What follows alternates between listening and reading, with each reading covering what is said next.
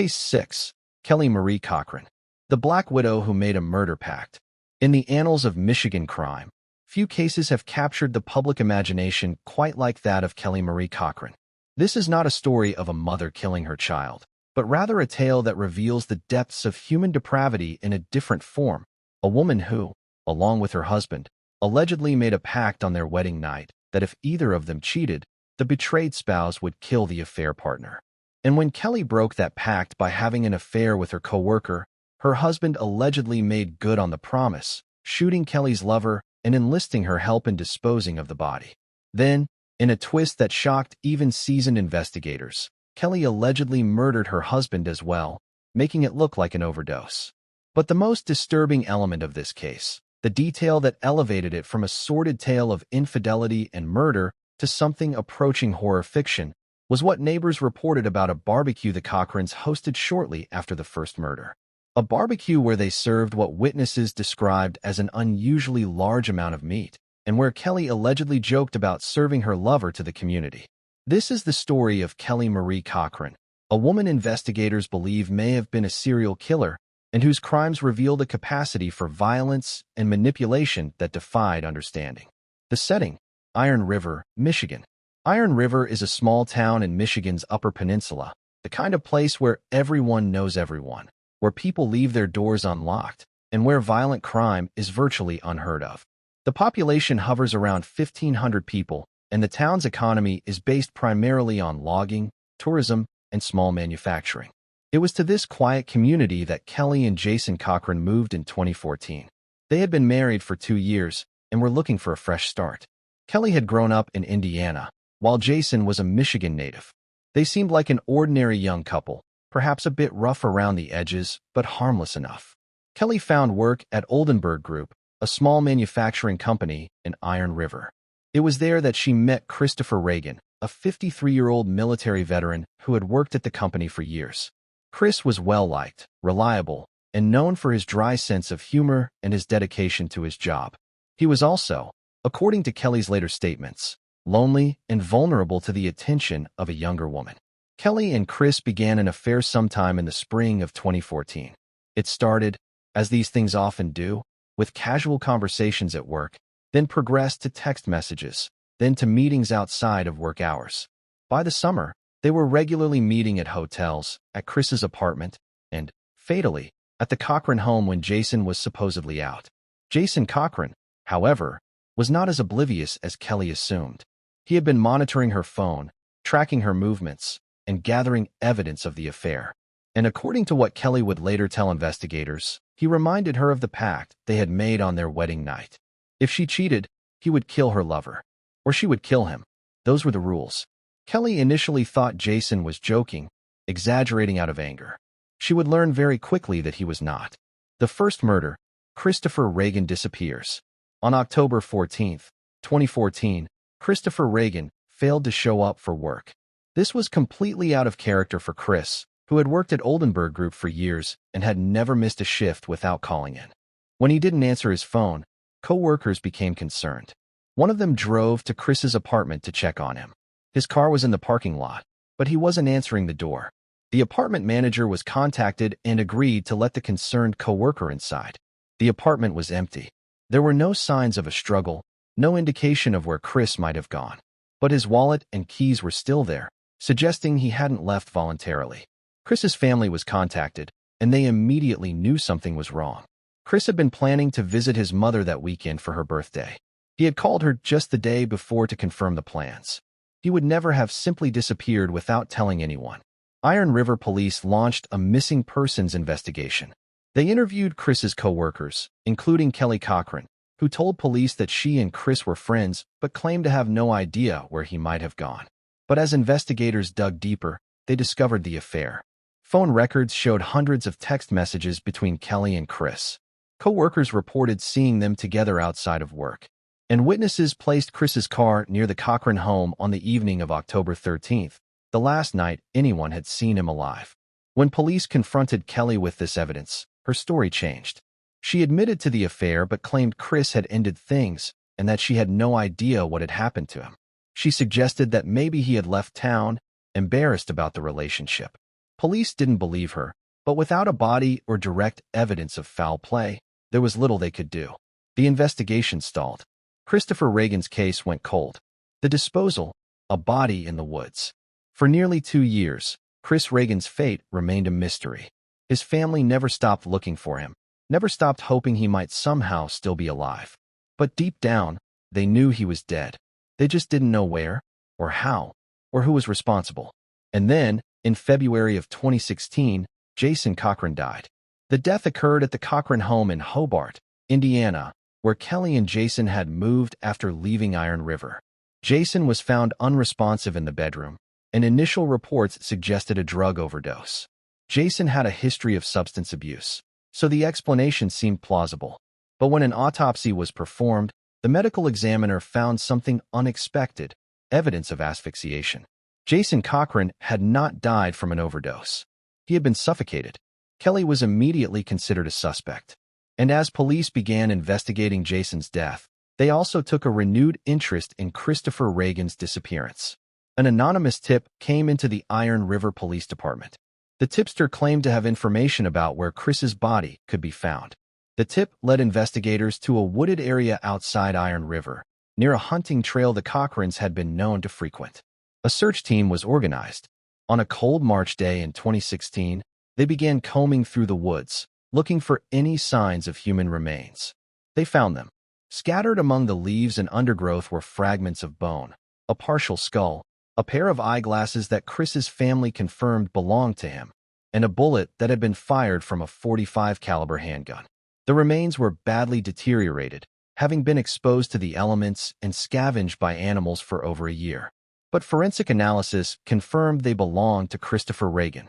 He had been shot in the head, his body dismembered, and the parts scattered in the woods to prevent discovery. The investigation now had a body, and they had a prime suspect. The confession. Kelly tells her story. Kelly Marie Cochran was arrested in April of 2016 and charged with murder in connection with both Christopher Reagan's death and Jason Cochran's death. She was held without bond, deemed a flight risk and a danger to the community. Initially, Kelly maintained her innocence. She claimed she had nothing to do with Chris's death and that Jason had died of an accidental overdose, despite the medical evidence to the contrary. But investigators had a strategy. They knew Kelly was manipulative, that she craved attention and control. They decided to use those traits against her. Detective Jeremy Ogden of the Iron River Police Department, who had been working the Reagan case since the beginning, took an unconventional approach. He carved a message into a tree near where Chris's remains had been found. The message read, "Chris is here." Then he made sure Kelly knew about it. The psychological impact was exactly what Ogden had hoped for. Kelly became agitated, paranoid. She started to believe that Chris's spirit was haunting her, that he was trying to communicate from beyond the grave. In a series of jailhouse interviews, Kelly began to crack. She started dropping hints about what had really happened, testing the waters to see how investigators would react. And then, in a recorded interview that would become the centerpiece of the prosecution's case, Kelly confessed. According to her statement, she had invited Chris to the Cochran home on the evening of October 13, 2014. She told him Jason would be out late and they could spend the evening together. But Jason wasn't out. He was waiting in another room with a gun. When Chris arrived, Kelly let him in. They talked for a few minutes. Then Jason came out of hiding and confronted Chris about the affair. What happened next, according to Kelly, happened very quickly. Jason shot Chris in the head, killing him instantly. Kelly claimed she had been shocked, that she hadn't known Jason was actually going to kill Chris. But her actions afterward belied that claim. She helped Jason dispose of the body. According to her confession, they cut Chris's body into pieces in the bathtub. Neighbors later reported hearing what sounded like power tools running late into the night at the Cochran home, sounds that now took on a horrifying new meaning.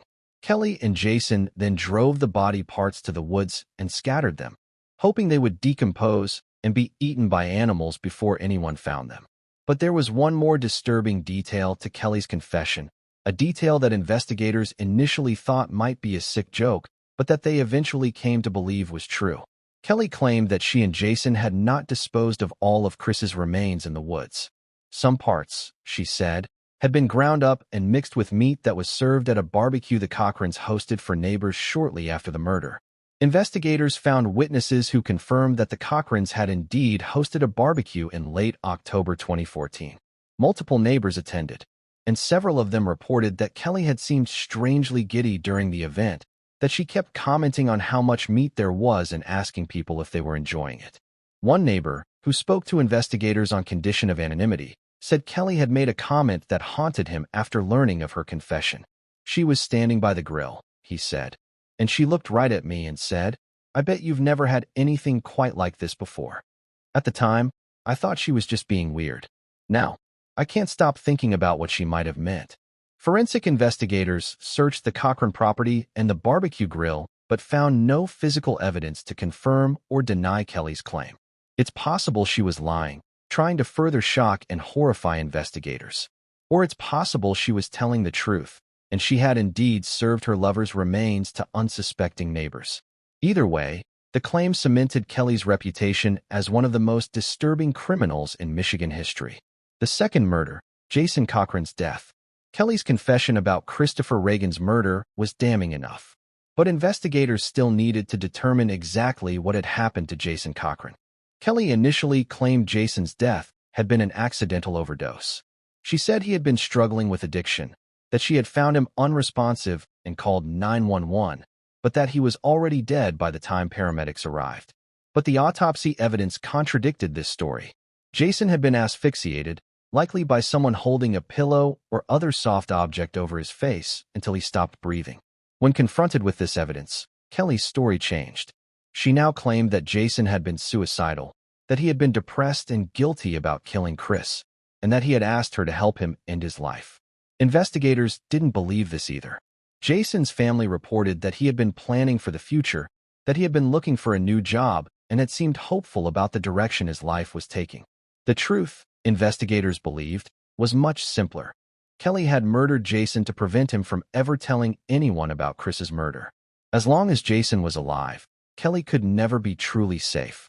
He could confess at any time, either out of guilt or as part of a plea deal if he were arrested for something else. So Kelly had killed him, making it look like an overdose initially, hoping that no one would look too closely at the death of a man with a history of substance abuse. But the medical examiner had looked closely, and Kelly's plan had failed. The trials and sentencing, life without parole. Kelly Marie Cochran was tried separately for the murders of Christopher Reagan and Jason Cochran.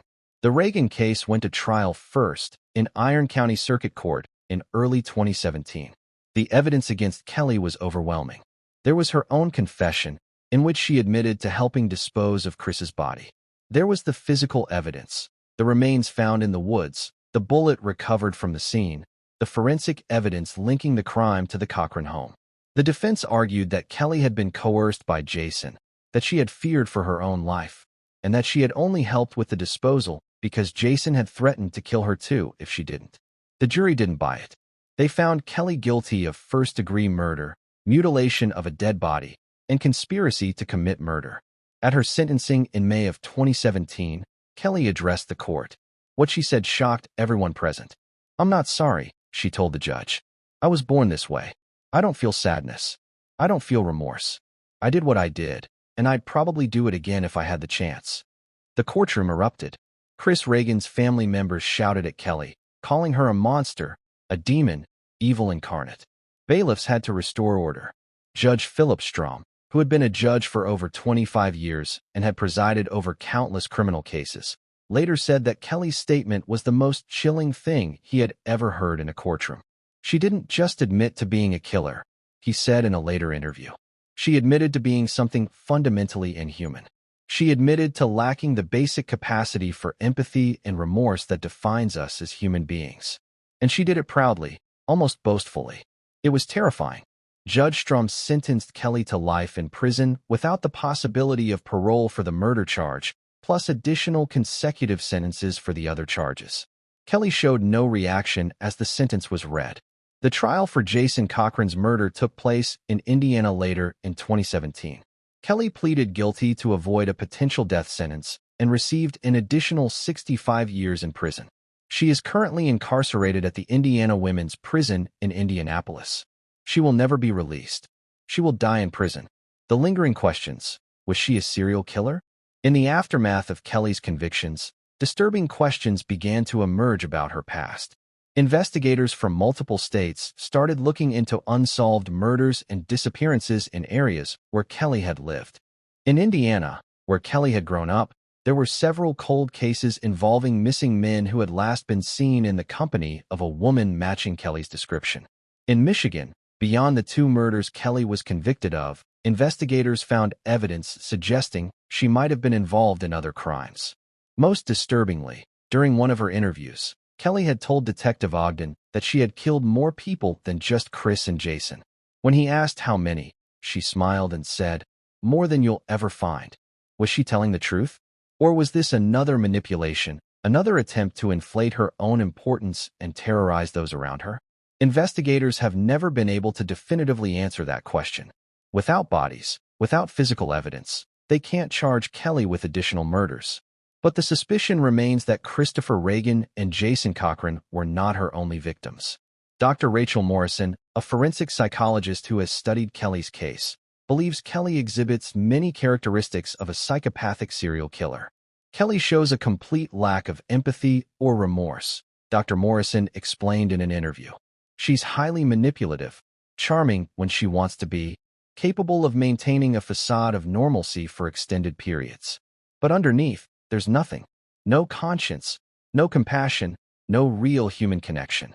The fact that she allegedly joked about serving her victims' remains at a barbecue shows a level of sadistic pleasure in causing suffering that goes beyond even typical psychopathy. This is someone who not only lacks empathy, but actively enjoys inflicting pain and degradation on others. If she did kill others before Chris and Jason, I wouldn't be surprised. People like Kelly don't suddenly start killing in their 30s. There's usually a progression, a history of violence that escalates over time. Kelly herself has refused to clarify whether she killed others. She seems to enjoy the speculation, the fear, the attention that comes from being suspected of being a serial killer. In the end, we may never know the full extent of Kelly Marie Cochran's crimes. But we know enough to understand that she represents a rare and terrifying type of killer. Someone who murders not out of rage or desperation, but out of a cold, calculated desire for control and a complete absence of human empathy. Christopher Reagan's family still mourns his loss. They have created a scholarship in his name for veterans pursuing higher education, a fitting tribute to a man who served his country and deserved so much better than to be murdered by people he trusted. Jason Cochran's family has struggled with the complexity of grief for someone who was both a victim and a perpetrator. They mourn the man Jason could have been while acknowledging the terrible thing he did. And somewhere in an Indiana prison, Kelly Marie Cochran sits in her cell, still maintaining that she feels no remorse, still hinting at crimes that may or may not have been committed, still playing the role of the unrepentant killer. She will die in that prison, and the world will be safer for it. Case 7. Melissa Mighton. The bathroom birth that ended in murder. Of all the cases we examine today, perhaps none is more tragically straightforward than that of Melissa Mighton. There are no allegations of prolonged abuse, no evidence of systematic torture, no claims of supernatural forces or elaborate conspiracies. There is simply this: a young woman who gave birth alone in a bathroom, and who, in a moment that would define the rest of her life, chose to end her newborn daughter's life rather than seek help. This is a case about mental illness, isolation, fear, and the catastrophic consequences of silence. The background: a quiet life in Okemos. Melissa Mighton was 26 years old in December of 2013, living with her parents in their home in Okemos, a suburb of Lansing, Michigan. Okemos is an affluent community, home to Michigan State University administrators, professionals, and families seeking good schools and quiet neighborhoods. To the outside world, Melissa's life seemed unremarkable. She had graduated from high school, attended some college courses without completing a degree, and worked occasionally in retail and service jobs. She was quiet, polite, and kept mostly to herself. She had never been in trouble with the law. She had no history of violence. Those who knew her described her as withdrawn, but not obviously troubled. But beneath this calm exterior, Melissa was struggling. Friends from this period later recalled that she seemed increasingly anxious and isolated. She had gained weight, which she attributed to stress and poor eating habits. She stopped going out socially. She became evasive when asked about her plans for the future. What no one knew, what Melissa herself may have been in denial about, was that she was pregnant. It's unclear whether Melissa's pregnancy was the result of a brief relationship, an affair, or something else entirely. She never identified the father, and no one came forward claiming to be the father after the baby's death. What is clear is that Melissa hid the pregnancy from everyone. She wore loose clothing. She avoided situations where her changing body might be noticed. She told no one what was happening. And when she went into labor on a December morning in 2013, she was completely alone. The birth and death, a bathroom tragedy. On the morning of December 17, 2013, Melissa Maiden woke up with severe cramping and pain. She knew she was in labor. Her parents were elsewhere in the house, going about their morning routines, unaware that their daughter was about to give birth. Melissa went into the bathroom, locked the door, and delivered her baby alone. According to her later confession, the baby was born alive. The umbilical cord was still attached. The infant, a girl, began to breathe and move. Melissa, in a state that she would later describe as panic mixed with detachment, made a decision that would haunt her for the rest of her life. She placed the newborn face down in a wastebasket that was in the bathroom. She did not cut the umbilical cord. She did not clean the baby. She did not call for help. She simply placed the infant in the trash and left the room, closing the door behind her. For hours, Melissa went about her day as if nothing had happened. She interacted with her parents, who noticed nothing unusual. She watched television. She ate lunch. It wasn't until late afternoon that Melissa returned to the bathroom. She found the infant, still in the wastebasket, no longer breathing. The baby had suffocated, deprived of oxygen, alone in a dark plastic bin. Even then, Melissa didn't immediately call for help. She wrapped the baby's body in a trash bag and carried it to the kitchen, where she placed it in a cabinet. She finally called 911 hours later, claiming she had just discovered the baby and didn't know what to do. The investigation, unraveling the timeline. When paramedics arrived at the Maiden home that evening, they found a scene that immediately raised red flags. Melissa was calm, too calm for someone who had supposedly just found a dead newborn. The baby's body showed signs of having been dead for several hours, contradicting Melissa's claim that she had just discovered the infant. The placenta and umbilical cord were still attached, indicating a recent birth. But Melissa initially claimed she had no idea she had been pregnant, that the baby had come as a complete surprise. Investigators knew this was impossible. A 26-year-old woman doesn't go through 9 months of pregnancy, labor, and childbirth without being aware of it. They separated Melissa from her parents and began questioning her. Over the next several hours, her story changed multiple times. First, she claimed she had miscarried and hadn't realized the fetus was viable. When investigators pointed out that the baby had been full-term and healthy, she admitted the baby had been born alive but claimed it had died naturally, that she had done nothing to cause the death.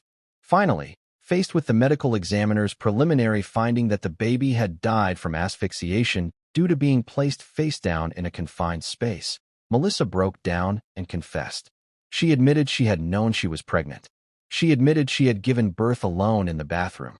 She admitted she had placed the living infant in the wastebasket and left her there to die. When asked why, Melissa couldn't provide a coherent answer. She said she was scared. She said she didn't know what to do. She said she panicked and made a terrible mistake. But investigators noted one crucial detail. Melissa had had multiple opportunities to save her baby's life after placing her in the wastebasket. She could have called 911 immediately. She could have told her parents. She could have simply picked the baby back up and sought help. She did none of these things. And because of her inaction, a newborn baby died. The legal complexity, neonaticide, and mental health. Melissa Maiden was charged with second-degree murder and child abuse resulting in death. But her case raised complex legal and ethical questions about how the justice system should handle cases of neonaticide, the killing of an infant within the first 24 hours of life.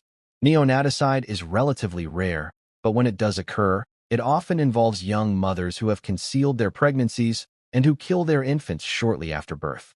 These cases are different from other forms of child murder in several important ways. First, there's the question of mental state. Many women who commit neonaticide are experiencing severe mental health crises, including postpartum depression, dissociative states, or psychotic breaks. They may not be thinking clearly or rationally. Second, there's the question of premeditation. Unlike cases where a mother systematically abuses a child over time, neonaticide often involves a moment of panic or desperation rather than calculated planning. Third, there's the question of how society should balance punishment with compassion. Should a woman who kills her newborn in a moment of terror be treated the same as a woman who tortures a child to death over weeks or months? Melissa's defense attorney argued that she had been experiencing a severe depressive episode combined with denial about her pregnancy. He presented evidence that Melissa had been socially isolated, struggling financially, and terrified of her parents' reaction to her pregnancy. He argued that when Melissa gave birth alone in that bathroom, she was in a dissociative state, not fully aware of her actions or their consequences. He suggested that she should be sentenced to psychiatric treatment rather than a lengthy prison term. The prosecution countered that whatever Melissa's mental state, she had made a choice. She had chosen not to seek help. She had chosen to let her baby die, and she had waited hours before finally calling 911, demonstrating that she was aware of what she had done and was trying to avoid consequences. Melissa ultimately pleaded guilty to second-degree murder as part of a plea agreement. The plea allowed her to avoid a trial and potentially receive a more lenient sentence than if she were convicted by a jury. The sentencing, 27 years to life. The sentencing hearing for Melissa Mighton took place in April of 2016. It was a somber proceeding, marked by tears, anger, and a sense of profound tragedy. Members of Melissa's extended family attended, many of them still struggling to understand how the quiet young woman they knew could have done something so terrible. Her parents, who had been devastated by the revelation of what happened in their own home, sat in the front row, visibly anguished. The judge asked if Melissa wanted to make a statement before sentencing. She stood, trembling, and addressed the court. "I know there's nothing I can say that will make this right," she said, her voice barely above a whisper. "I killed my baby. I took her life before she even had a chance to live. I was scared and I was confused, but that doesn't excuse what I did. Every day, I think about her. I think about what she might have looked like, what kind of person she might have become. I took all of that away from her, and I took it away from myself. I'm sorry. I know that's not enough, but it's all I have. I'm so sorry." She sat down, crying silently. The judge, Ingham County Circuit Court Judge Rosemary Aquilina, took a moment before speaking. Judge Aquilina was known for being tough but fair, and for taking a compassionate approach to cases involving mental health issues. "Ms. Mighton," she began, "this is one of the most difficult cases I have had to sentence.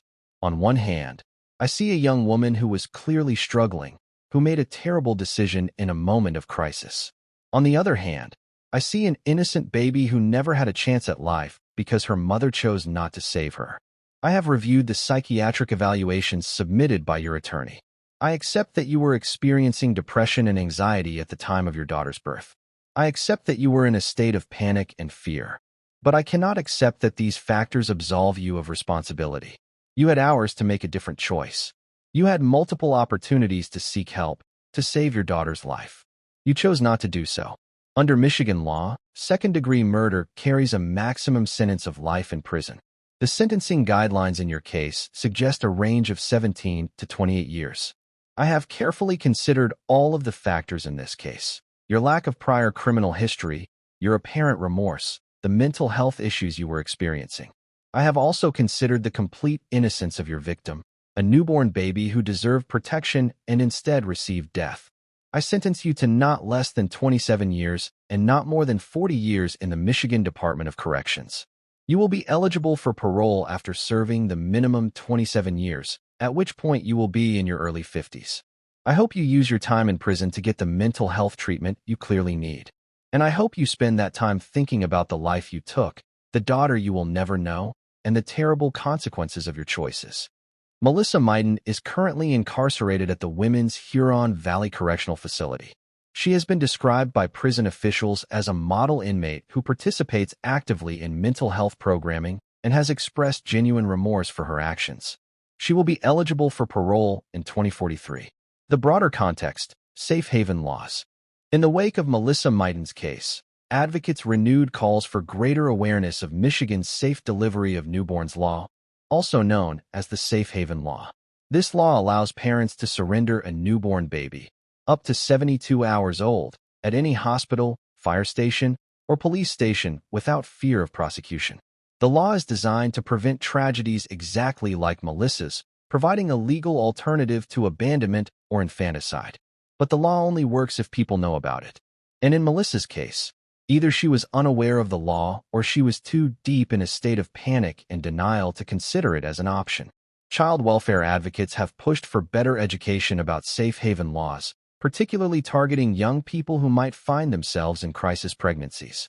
Some have suggested that information about these laws should be included in high school health classes and posted prominently in places young people frequent. But prevention is complicated. Many women who conceal pregnancies and commit neonaticide are in states of profound denial. They may convince themselves they're not really pregnant, or that the pregnancy will somehow resolve itself, or that they can't possibly be in labor even as contractions intensify. Reaching these women before tragedy strikes requires a societal shift toward greater openness about reproductive health, better mental health support for young women, and a reduction in the shame and stigma that can make someone feel they have no choice but to hide a pregnancy. Melissa Maiden's daughter never had a name. She was never held by anyone who loved her. She never felt the warmth of the sun or heard her mother's voice speaking words of love. She took a few breaths in a cold bathroom and then died alone in the darkness of a wastebasket. Her death was preventable. Her suffering was unnecessary. And her mother will spend the next several decades in prison, living with the knowledge of what she did. This is not a story with heroes. It's simply a tragedy, a reminder of how fear and isolation can lead to irreversible, catastrophic choices. Case 8. Mitchell Blair, the freezer mother of Detroit. In March of 2015, Wayne County bailiffs arrived at a modest apartment complex on Detroit's east side to execute an eviction notice. The tenant, a 36-year-old woman named Mitchell Blair, had failed to pay rent for several months, and the landlord had finally obtained a court order to remove her from the property. What the bailiffs found when they entered that apartment would shock the nation and earn Mitchell Blair a place in the darkest annals of American crime. Two of her children, 9-year-old Stephen and 13-year-old Stoney, were not missing, as she had claimed. They were dead, their bodies frozen and hidden in a deep freezer in the living room. The children had been murdered years earlier. Stephen in 2012, Stoney in 2013. And for all that time, Mitchell had been living in that apartment with her two surviving children, going about her daily life, all while the frozen remains of her dead children sat mere feet away. This is the story of Mitchell Blair, a woman who claimed she killed her children to protect another sibling from abuse, but whose actions revealed a capacity for cruelty that defied all understanding. It's a story that raises disturbing questions about how two children could disappear without anyone noticing, and about the failures of systems meant to protect the vulnerable. The discovery, a routine eviction, becomes a horror scene. The bailiffs who entered Mitchell Blair's apartment on the morning of March 24, 2015, were expecting a routine eviction. They had done hundreds of these over the years. Usually, they involved some combination of arguing with the tenant, helping to remove personal belongings, and changing the locks once the property was cleared. They were not expecting to find evidence of a double homicide. The apartment was on the second floor of the Martin Luther King Apartments, a low-income housing complex in Detroit. When the bailiffs knocked, there was no answer. They used their master key to enter. The first thing they noticed was the smell. Not the overwhelming stench of decomposition, but something else, something off. The apartment was cluttered but not filthy. There were children's toys scattered around. A television was still plugged in. It looked like someone had been living there until very recently.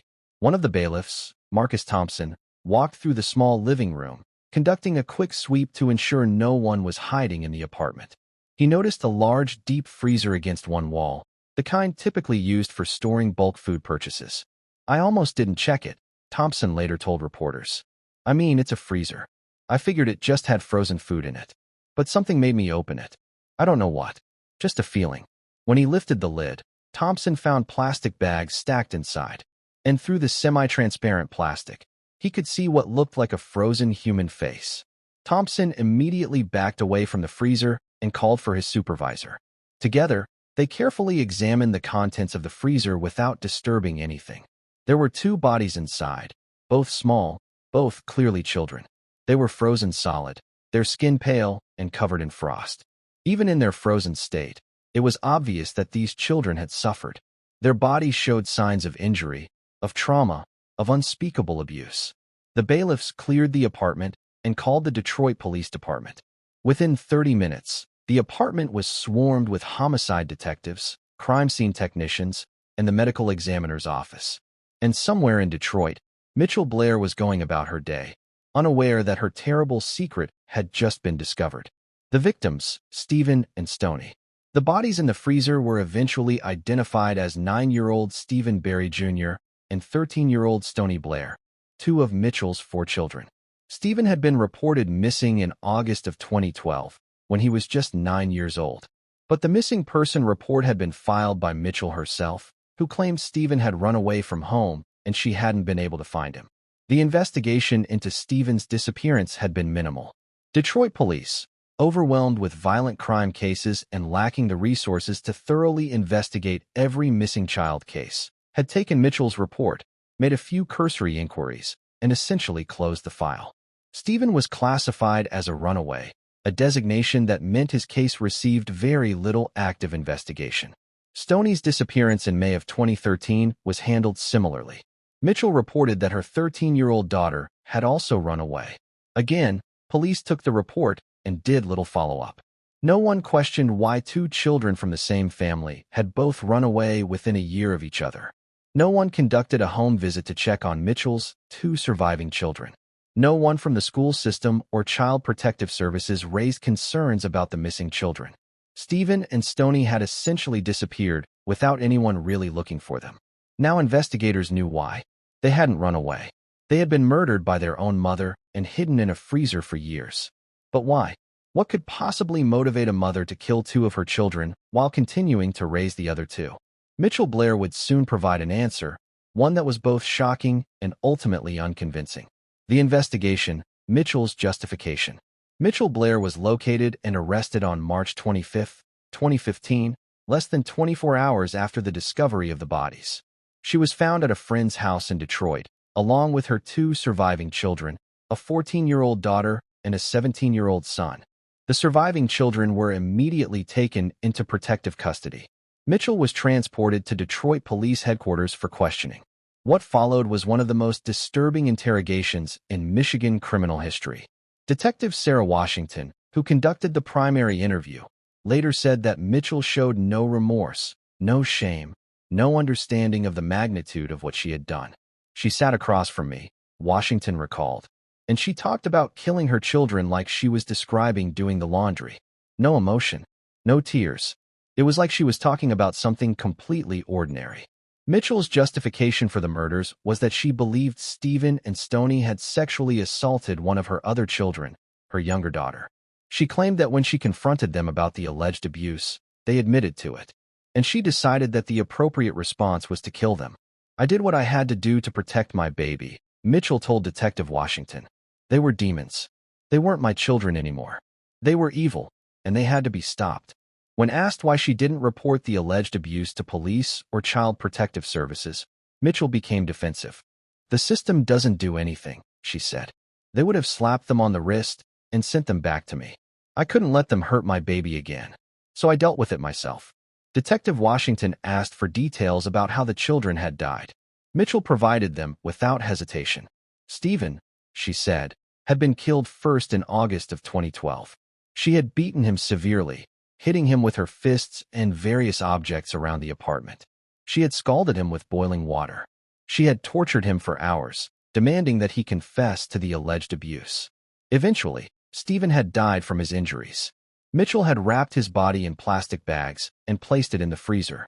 Less than a year later, in May of 2013, she had done the same to Stoney.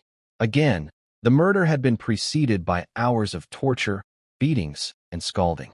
Again, Mitchell claimed she was punishing Stoney for sexually abusing her younger sister. But here was the critical problem with Mitchell's story. There was no evidence that either Stephen or Stoney had ever abused anyone. The truth, a false justification. As the investigation progressed, detectives interviewed Mitchell's 2 surviving children extensively. These interviews were conducted by trained forensic specialists who understood how to talk to traumatized children and how to identify false or coached statements. The surviving daughter, who Mitchell claimed had been sexually abused by Stephen and Stoney, denied that any such abuse had occurred. She said her mother had pressured her to make accusations against her siblings, but that Stephen and Stoney had never touched her inappropriately. The surviving son corroborated this.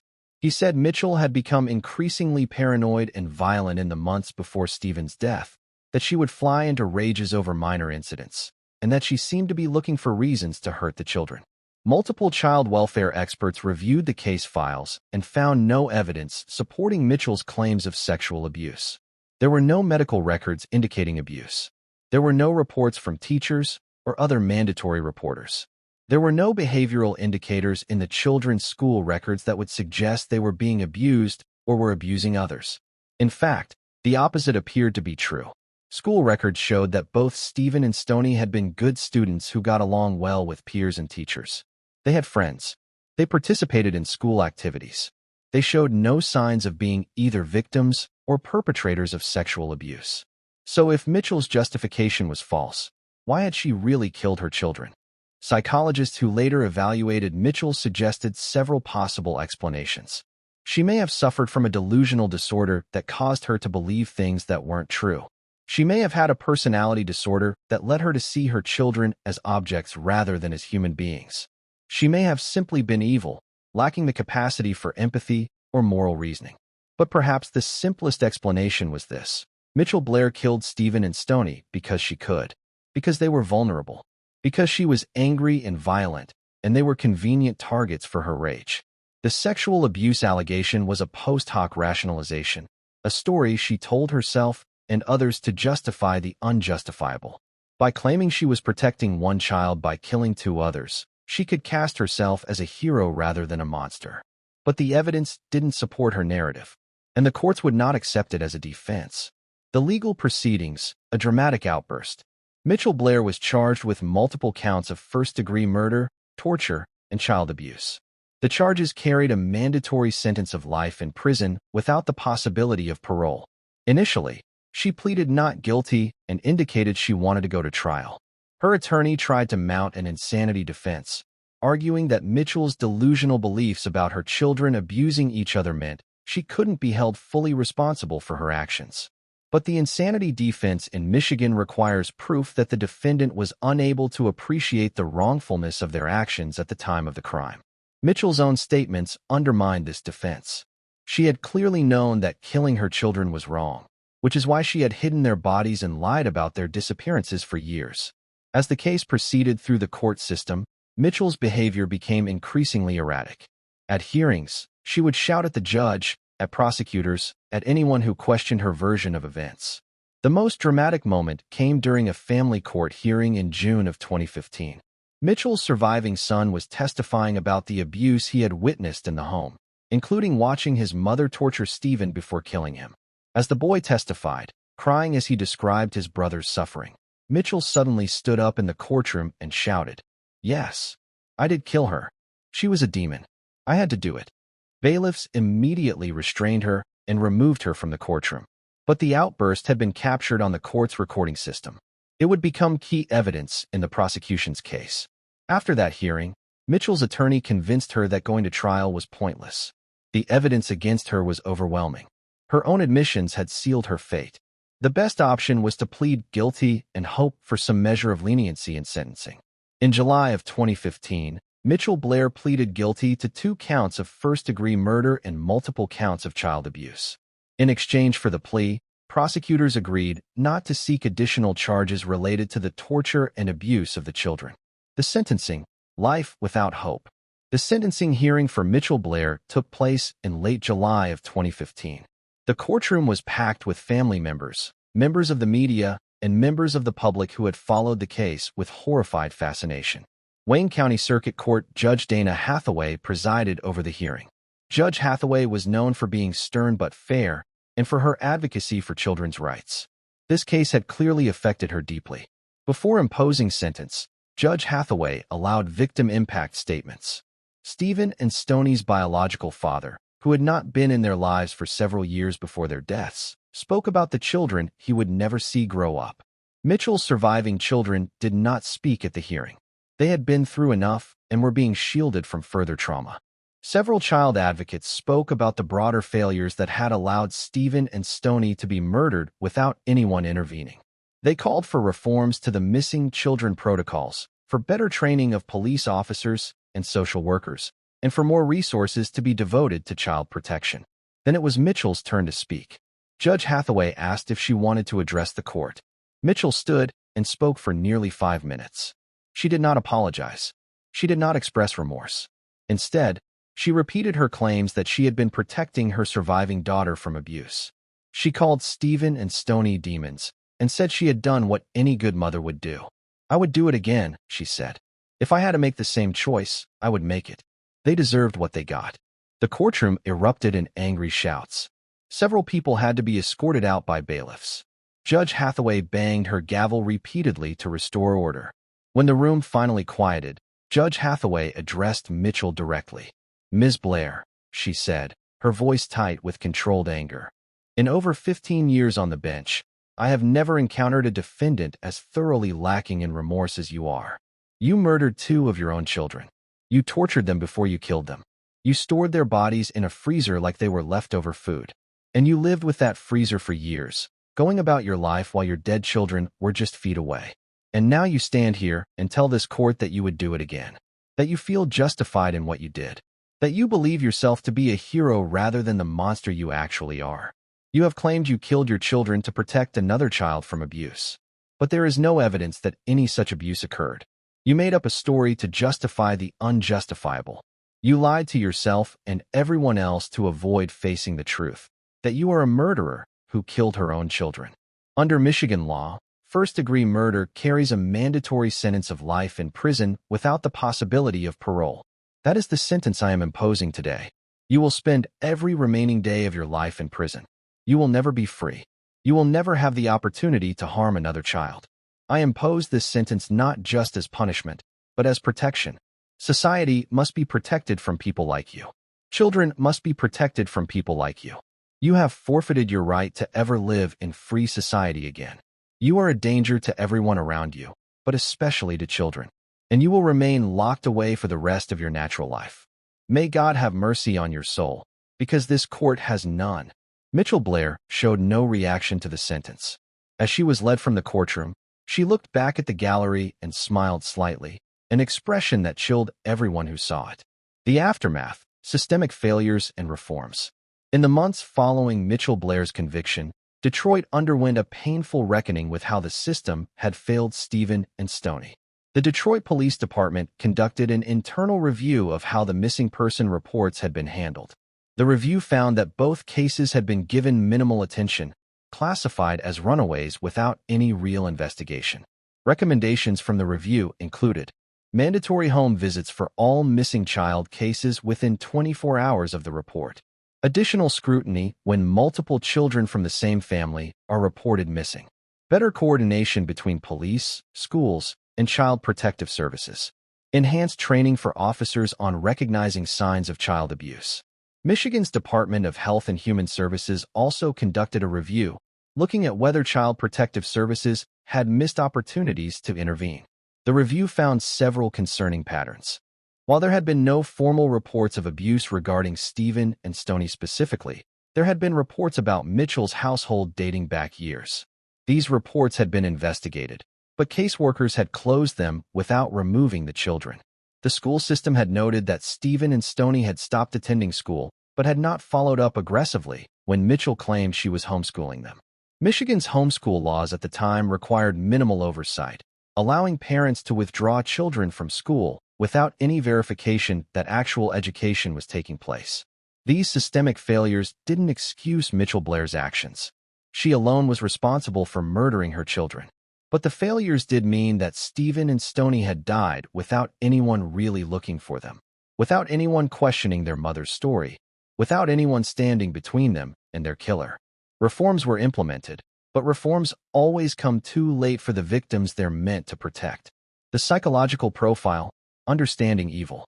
Dr. James Morrison, a forensic psychologist who has studied maternal filicide extensively, reviewed the Mitchell Blair case at the request of several media outlets. His analysis provides insight into how a mother could do what Mitchell did. Mitchell Blair exhibits characteristics of several different psychological conditions, Dr. Morrison explained.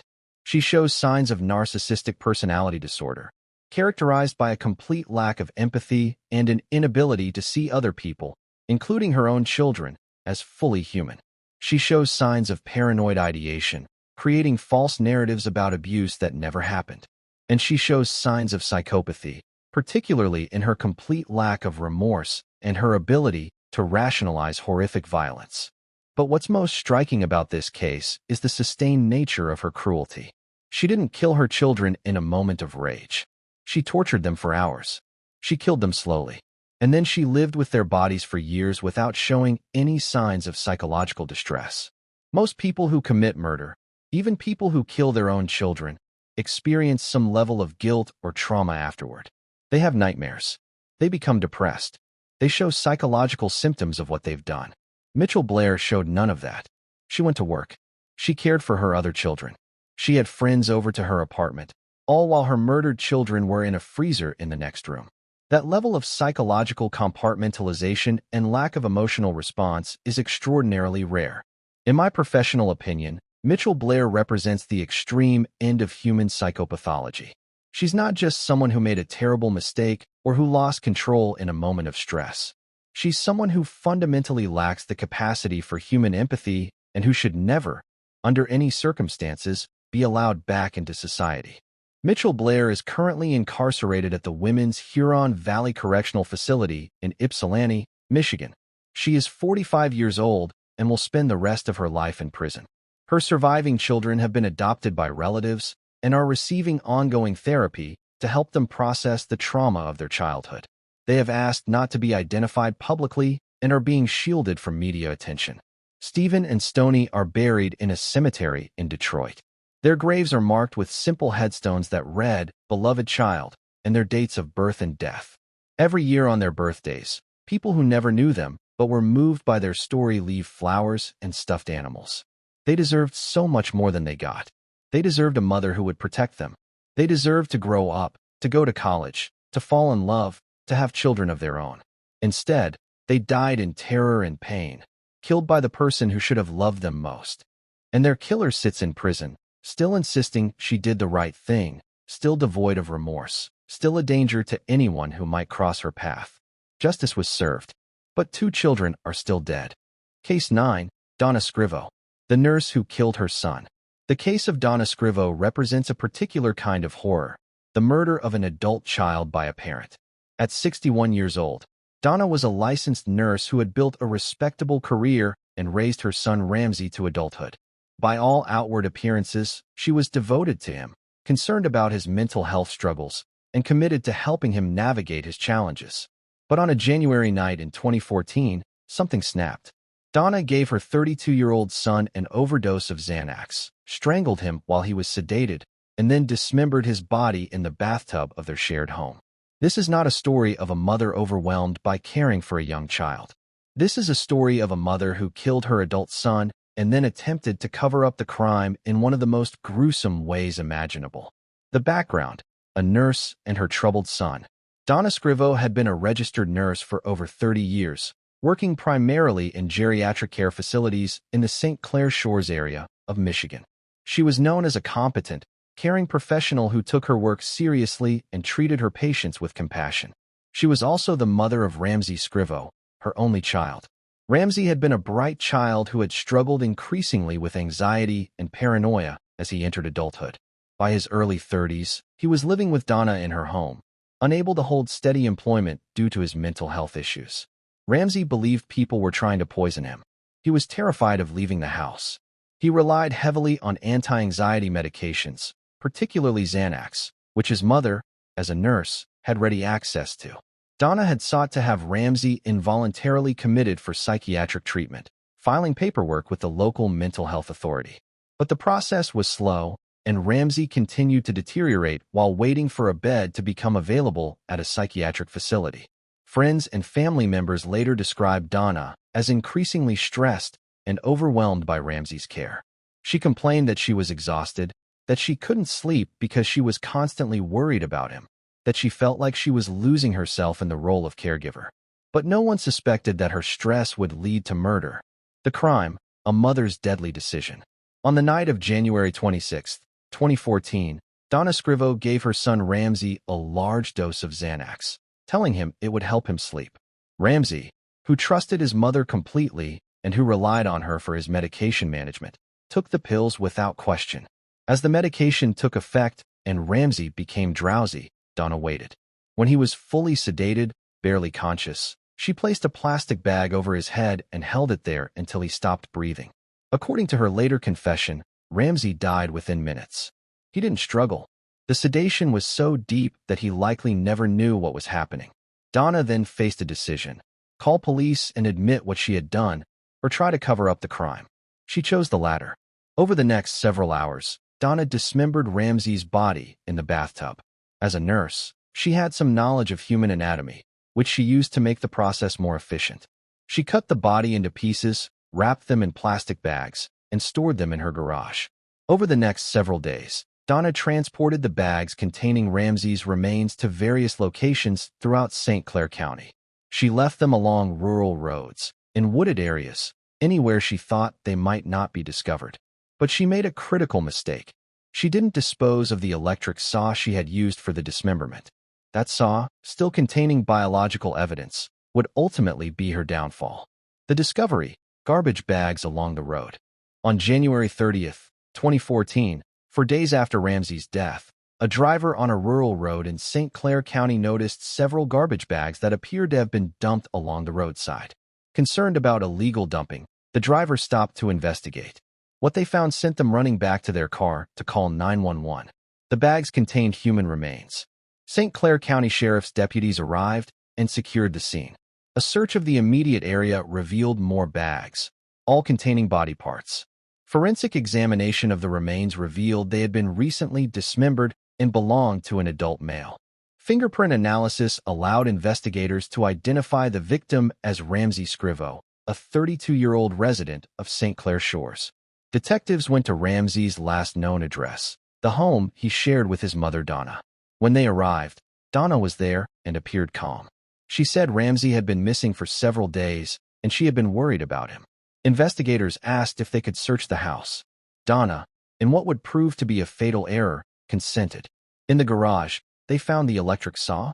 Luminol testing revealed that the bathtub had been recently cleaned but still showed traces of blood. And a search of Donna's car revealed that she had recently driven to several of the locations where Ramsey's remains had been found. When confronted with this evidence, Donna initially claimed that a masked intruder had broken into the house, forced her to help dispose of Ramsey's body, and threatened to kill her if she told anyone. This story fell apart under even minimal scrutiny. There was no evidence of forced entry. Neighbors had seen no suspicious activity around the Scrivo home, and Donna couldn't provide any details about the supposed intruder that were verifiable or consistent. After several hours of interrogation, Donna admitted the truth. She had killed Ramsey herself. The trial: a defense of caregiver stress. Donna Scrivo was charged with first-degree murder, mutilation of a corpse, and improper disposal of human remains. She pleaded not guilty and went to trial in Macomb County Circuit Court in early 2015. Her defense attorney, Mitchell Foster, built his case around the concept of caregiver stress and mental breakdown.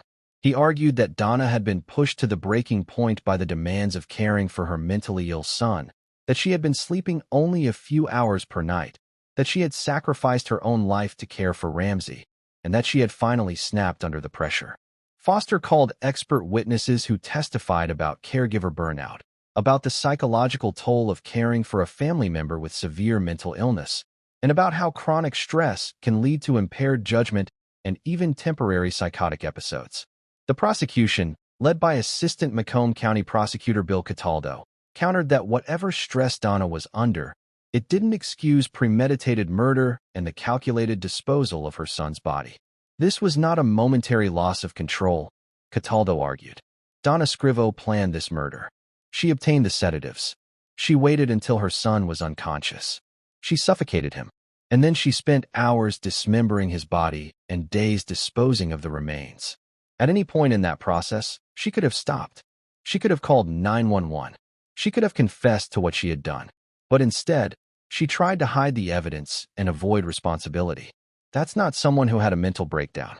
That's someone who committed murder and knew exactly what she was doing. The trial lasted 2 weeks. The jury heard testimony from forensic pathologists who described Ramsey's injuries, from police investigators who detailed the discovery of the remains, and from Donna's own friends and family members who described the stress she had been under. But perhaps the most damaging testimony came from Donna herself. Against her attorney's advice, she took the stand and attempted to explain her actions.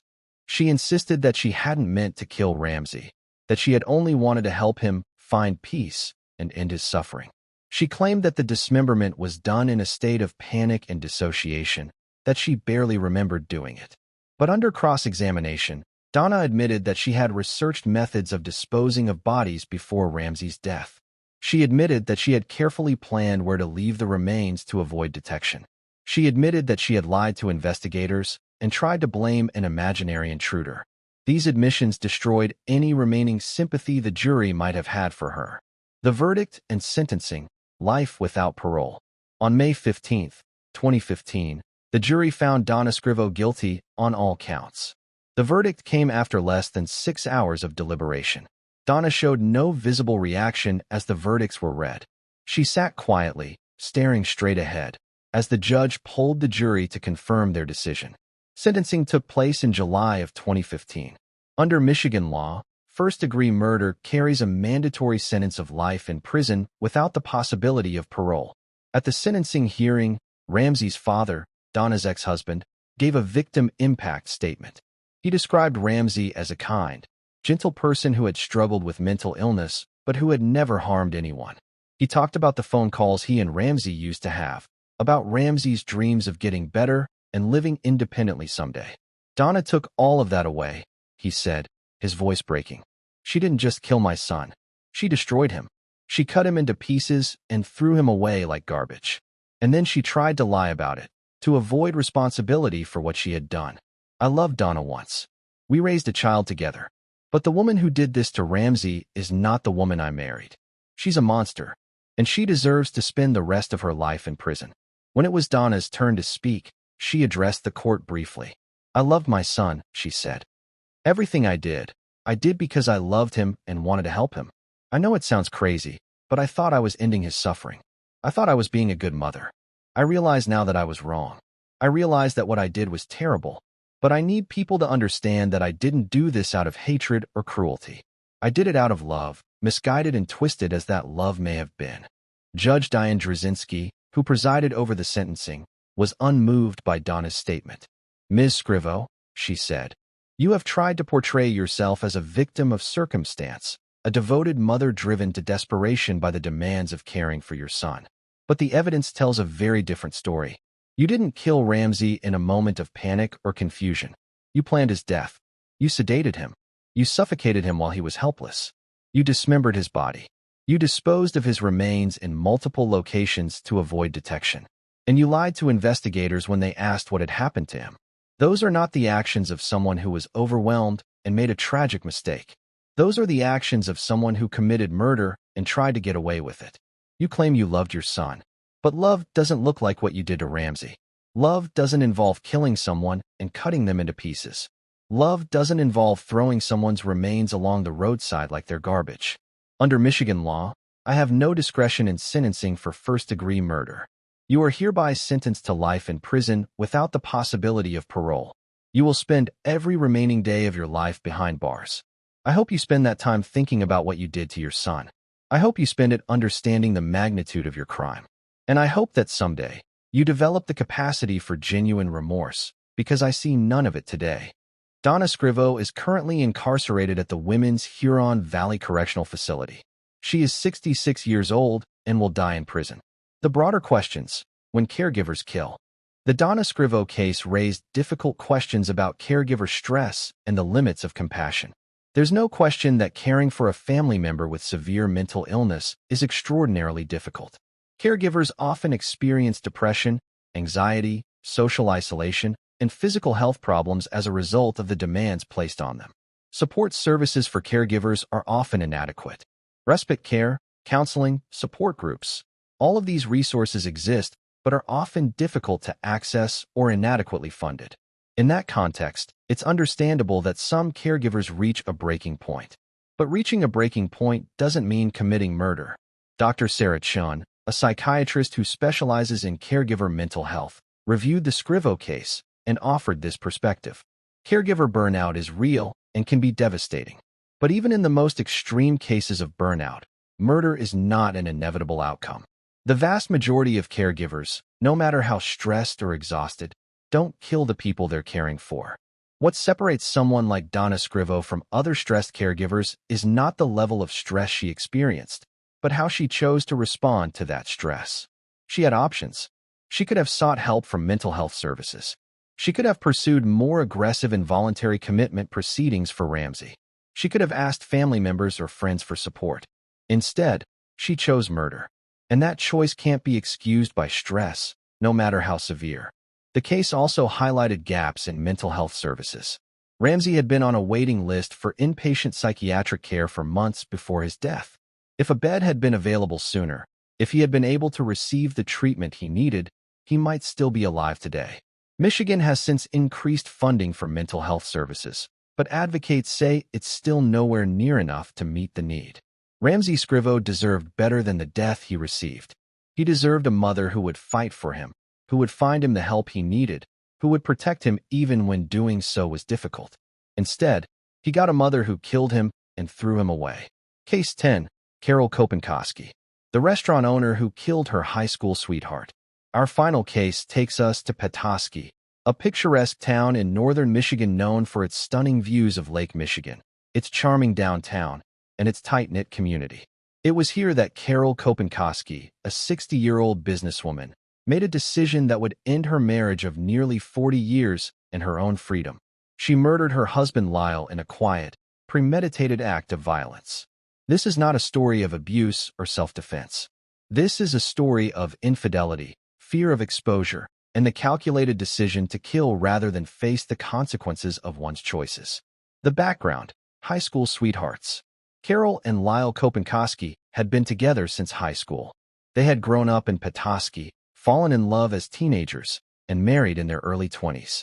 For nearly 40 years, they had been fixtures in the community, running the Country Corner restaurant and raising a family. To those who knew them, they seemed like a stable, happy couple. The restaurant was successful. They had children and grandchildren. They attended local events and were active in community affairs. But beneath this picture of domestic contentment, Carol had been living a secret life for years. She had been having an affair with John Ernst, a man who was also connected to the restaurant business in the area. The affair had been going on for 3 to 4 years by the time of Lyle's death, and Carol had become increasingly anxious about the possibility of being discovered. She and Lyle had been married for nearly 4 decades.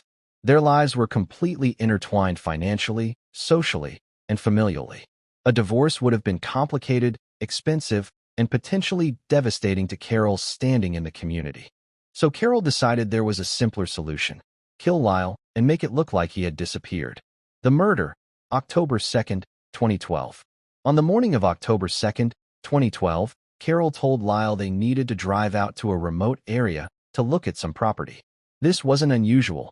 They occasionally looked at real estate as potential business investments. Lyle agreed, trusting his wife of nearly 40 years completely. They got into Carol's car and drove out to a quiet, wooded stretch of Crobel Road near Petoskey. Carol had brought with her an unregistered .38 caliber revolver. When they reached the isolated location, she pulled out the gun and shot Lyle 5 times, killing him in the car. According to her later confession, Lyle had no idea what was happening until the first shot. He had trusted Carol completely, had never suspected she might want to harm him, had never seen the attack coming. After the shooting, Carol's next challenge was disposing of evidence. She dismantled the gun, removing the barrel and other identifiable components. She initially hid parts of the weapon in a chimney outside Cross Village, a small community near Petoskey. But she needed help disposing of the gun permanently. She called her lover, John Ernst, and told him what she had done. Ernst, either out of love for Carol or fear of being implicated himself, agreed to help. A few days later, Carol and Ernst drove across the Mackinac Bridge, which connects Michigan's lower and upper peninsulas.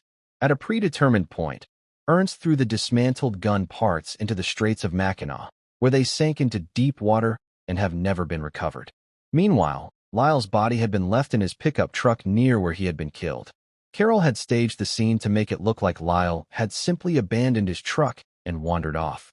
The investigation, a missing person case, becomes murder.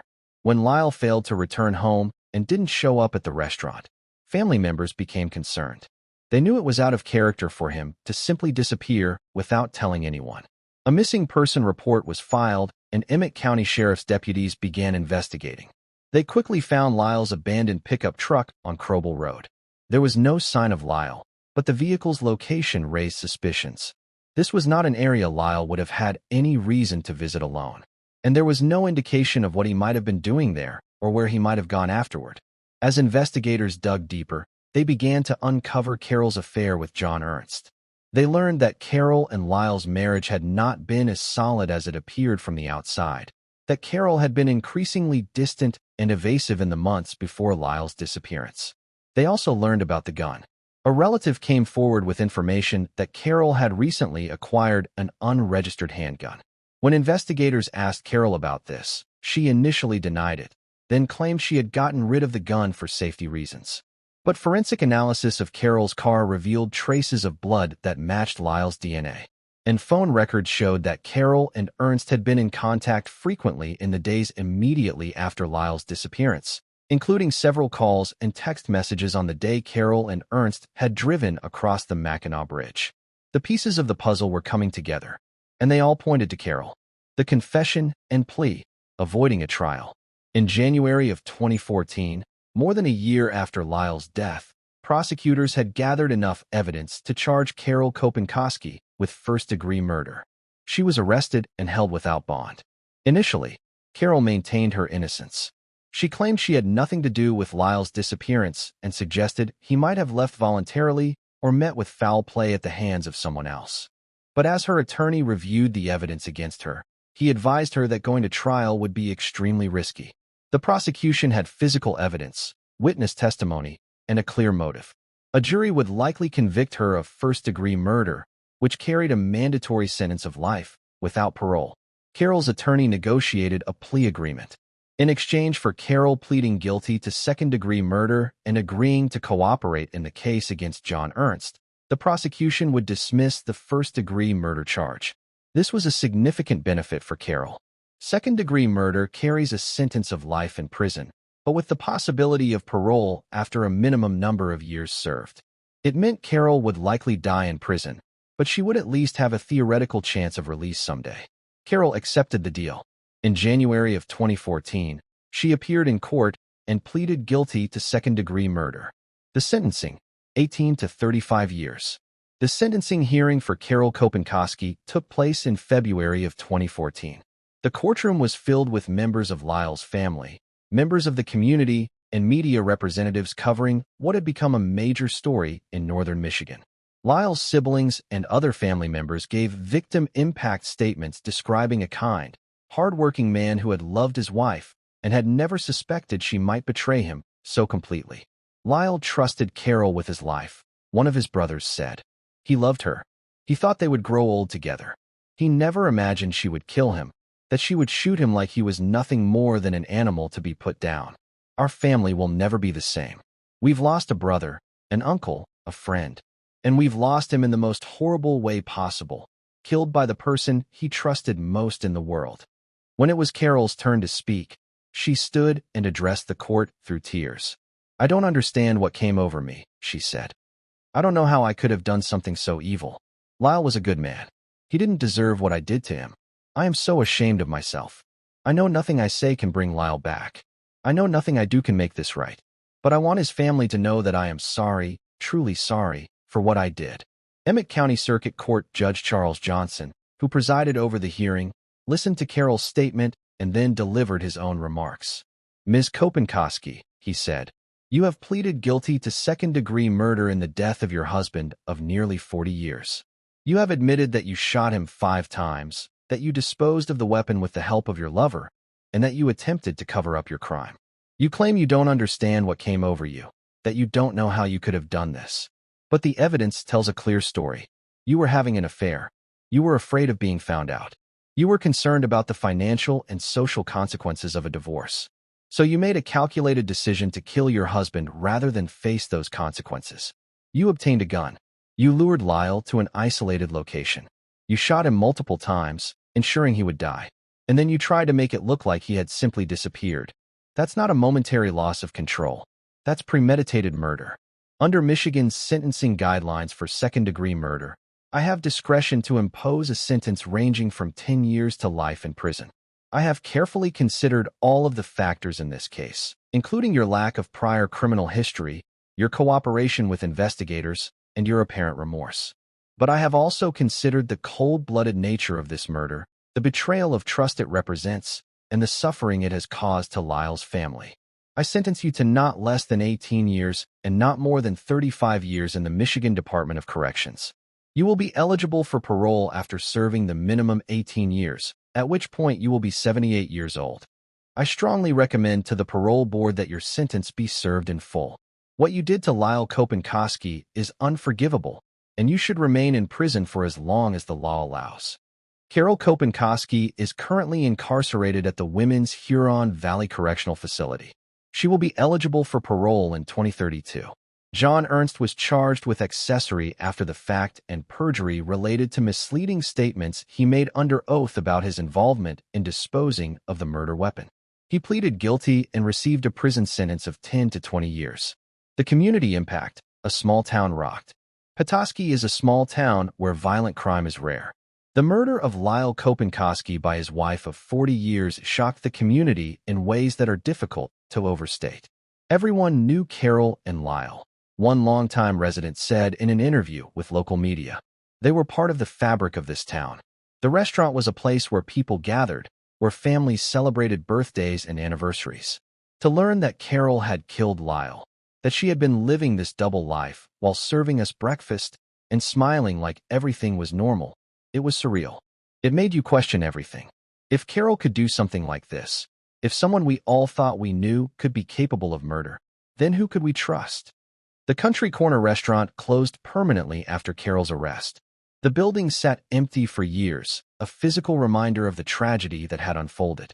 Lyle's family eventually sold the property, and it was converted into a different business. But longtime Petoskey residents still refer to it as the restaurant where that woman killed her husband. The final analysis: greed, fear, and murder. Of all the cases we've examined today, Carol Kopenkoski's is perhaps the most coldly calculated.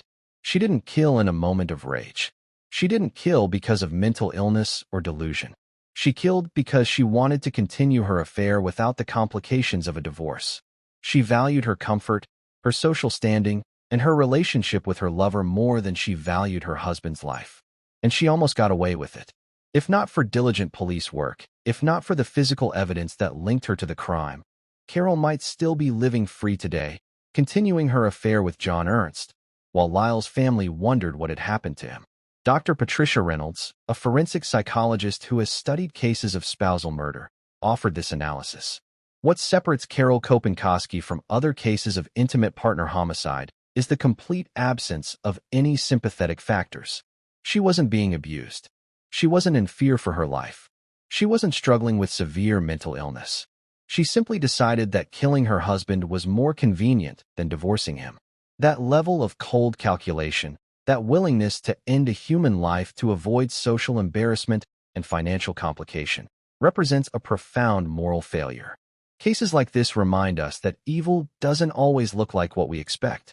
It doesn't always announce itself with obvious red flags. Sometimes it wears a friendly face, serves you breakfast with a smile, and chats with you about the weather. And then it goes home and commits murder. Lyle Kopenkoski was 60 years old when he died.